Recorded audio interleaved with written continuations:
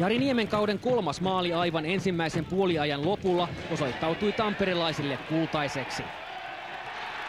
Ottelun loputtua Tammelan stadionilla käynnistyi piinaava odotus. Tieto Helsingistä saapui vajaan minuutin kuluttua. HJK Haka-ottelu oli päättynyt pisteenjakoon. Unitedin pelaajat muistivat juhlahumussa kiittää Hakan 1-1 tasoitusmaalin tehnyttä Juuso Kangaskorpea.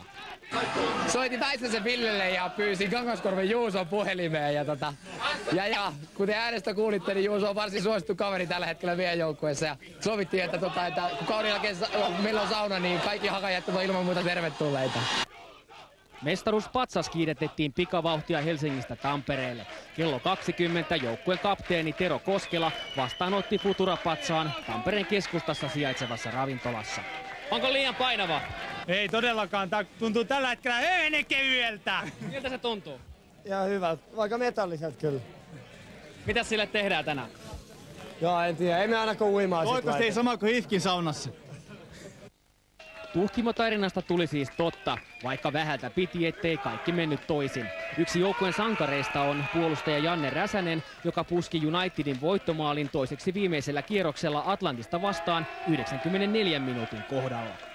Yksi tärkeimmistä hetkistä sun uralla. Oli totta kai varsinkin niin kuin näin jälkikäteen, kun mestaruus voitettiin, niin se oli kuitenkin aika merkittävä sitä varten, että ilman sitä maalia ei olisi todennäköisesti täällä.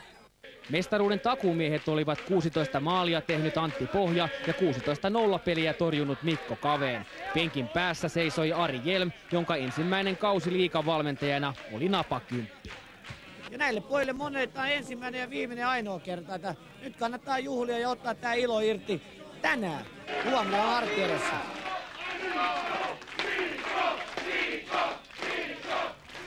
Tampere United perustettiin 2 vuotta sitten, kun Tampereen Palloveikot ja Ilves yhdistivät voimansa.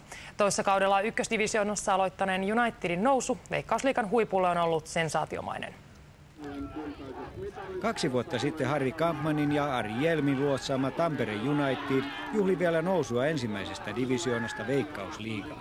Viime vuonna vasta vaippaikäinen United sijoittui 6. ja lähti tähän kauteen lähinnä kiusaajan roolissa. Heti sarjan alusta lähtien kuitenkin näki, että Suomen kaikkien aikojen kokeneimman ja tehokkaimman maaottelupelaajan Ari Hjelmin suojateilla on potentiaalia vaikka mestaruuteen saakka.